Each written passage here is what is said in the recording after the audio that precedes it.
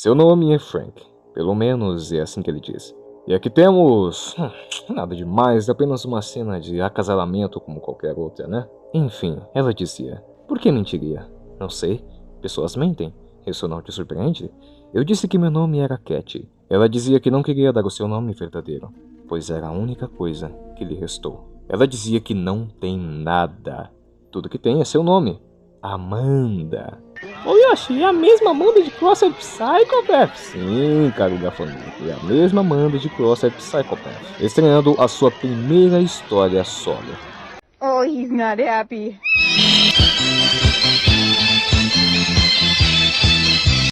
E bom, voltando à história, ela dizia que Frank era um cara legal. E que ele estava viajando com o seu filho de 13 anos, que tem o mesmo nome do pai. Muito bacana, né? Amanda dizia que ele era esperto e, consequentemente, um bom sobrevivente. Ela dizia que ele a ajudou a sair de um aperto quando os Crossed a acharam. E aí nos era mostrado um flashback, onde aqui parecia que ela não tinha saída, mas tinha sim.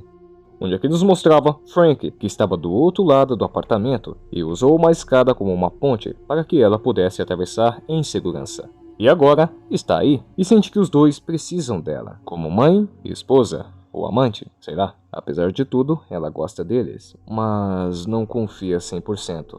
E é agora que os fãs vão pirar, porque aqui temos um flashback de Crossed Psychopath, onde ela dizia que já deixou alguém entrar em sua vida. Seu nome era Lori, Harold Lore. E aqui nós temos o seu ponto de vista do porquê que ela ajudou ele. Por causa daquele mundo sem esperança, ela pensou que se ajudasse uma alma, estaria ajudando a si mesma, utilizando da compaixão ao qual o mundo matou. Mas deu tudo errado, e ela se sentia uma idiota por ter acreditado nele. Mas, graças a Frank, ela estava segura de Lore e dos infectados. Mas infelizmente ela tinha muitos traumas e muita dificuldade em confiar em uma pessoa novamente. Mas, de certa forma, aquele era o seu refúgio. Finalmente, pessoas boas de verdade em seu caminho, né? Mas isso não a impedia de ter pensamentos paranoicos. Tipo, será que ele abusa do garoto? Será que ele tá fazendo alguma coisa para roubar a sua confiança? Mas será mesmo que era paranoia? Será que seria impossível? Será? Ela viu e presenciou um monstro. Um verdadeiro monstro de perto. Não a julgue. Não fique com raiva dela. Ela tem as suas razões, ela tem os seus motivos. Mas, de certa forma, ela meio que copiava os modus operantes de Harold. Ela mentiu sobre seu nome, ela mentiu dizendo que o amava, tudo isso para não levantar suspeitas. Então toda hora ela ficava pensando, caramba mano, eu não posso vacilar, esse cara vai fazer alguma coisa comigo. Então ela tem a brilhante ideia de pegar a faca que estava na bolsa. Então ela tirava sua vida da forma mais fria e miserável possível. Porque para ela, qualquer um poderia ser um Harold Lore. Então ela pensava, pô, vou me livrar do problema antes que seja tarde. E quando sobrava o garoto, ela pensava, Frank, existem coisas muito piores que a morte. Então eu vou livrar você disso. E simplesmente tirava a vida do garoto também. Não, ele não faria isso comigo.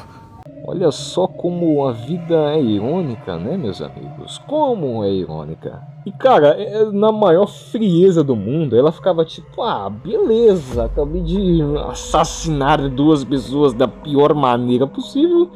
Agora eu vou procurar comida porque, pô, tô com fome, né? Só que no meio do caminho, ela escutava um pedido de socorro. Era um homem que havia caído em uma armadilha e estava em um buraco. E adivinha só, ele havia machucado o seu tornozelo. A mesma situação se repetia. Exatamente a mesma situação. Ainda assim, ela ajudava ele. Só que quando ele dizia, meu nome é Michael, sabe, a gente poderia, não tô afim. Não tô interessada. Aí ele fala, tá bom, mas, nossa, o que aconteceu com a sua mão? Não é da sua conta. Agora vai embora daqui e me deixa em paz. Vagabunda. E sem mais nem menos, ela ia embora, considerando aquele cara como um inútil, um homem morto com aquele tornozelo ferrado. E de fato era, né? E outra coisa seria melhor pra ele, não pra ela, até porque ele é bonito. Não sei o que isso tem a ver, mas é o que ela disse. E ela própria dizia, eu tô ficando louca? Eu acho que eu sou louca. Não, eu sou louca. Ai, Dalva. Enquanto ele estava andando por aí, reconhecendo a sua insanidade, alguém dizia: "Parada!" Oh my god, oh hell no, he Grimes bro, he Grimes! Bom, o caba se apresentava como Danger Montana e queria saber 3 coisas. A primeira era: você sabe que roubar outro cara é punição de morte? Segundo, você comeu sua mão? Terceiro, se sim, qual era o gosto? Que legal, um cara meio pancada das ideias igual ela. E Amanda se questionava se ele era real. Porém, ele dizia: olha querida, eu quero que você se abaixe. E ela pergunta: por quê? Vai atirar em mim? E ele responde: não, não é isso. Ela fazia exatamente isso, resolvia confiar no cara por algum motivo. Mas ele tinha uma intenção nobre porque estava vindo um Crossed gigante pra cima deles.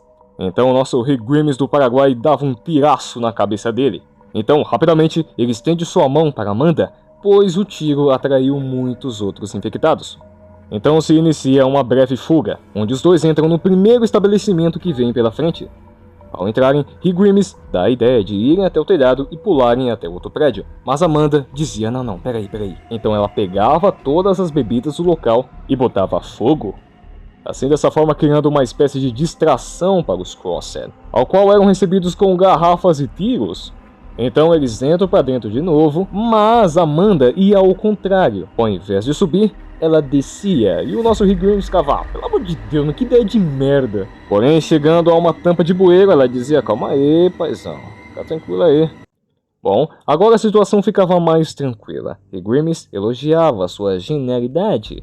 Mas Amanda, em seu monólogo, dizia que agora vem a parte difícil, porque os Crossed vão imaginar que eles escaparam, então vão procurar por toda a cidade até encontrá-los novamente. Ou outras pessoas iriam, então ela via quantas balas tinha disponível e pensava em eliminar o cara que estava com ela. Olha que coisa engraçada, ela pensava em fazer exatamente como Harold, porque ele ficava meses escondido em um lugar, sem fazer barulho, apenas esperando o momento certo para sair. E ela fez isso por quase um mês. Ela até pensava que foi exatamente os métodos dele que deixou ela louca. E aí do nada, o Rick Grimes aí do lado falava assim: nossa, eu me lembro de uma vez em Berlim, quando os nazis estavam quase que fungando em nossos cangotes. E quando ele ficava muito de blá blá blá blá blá blá blá blá, Amanda finalmente o interroga, dizendo: opa, calma aí, mas quem é você de verdade? De onde você veio, rapaz?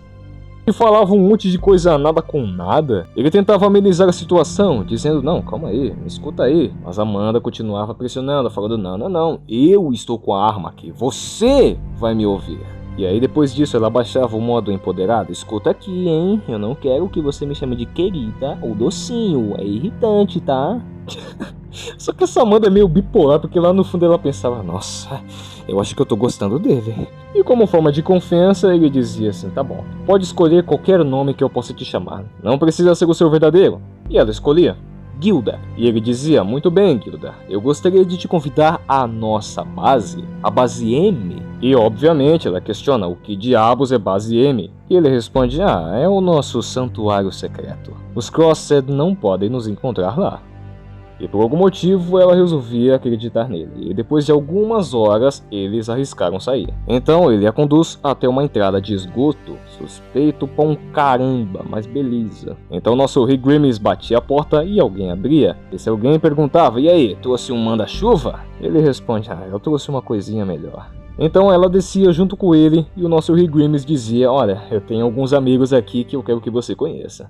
E então Rick Grimes apresentava os seus amigos a Gilda, o Cavaleiro e o Senhor Killweather e o nosso querido Kong. Mas ele pontua: olha, não se assuste com o Kong, a sua mordida não é nem metade que seu cheiro. E o Caba tava com a esperança de, botar o boneco nela. Meu Deus do céu, só tem gente louca nesse lugar. E é dessa forma que acabava o nosso primeiro capítulo.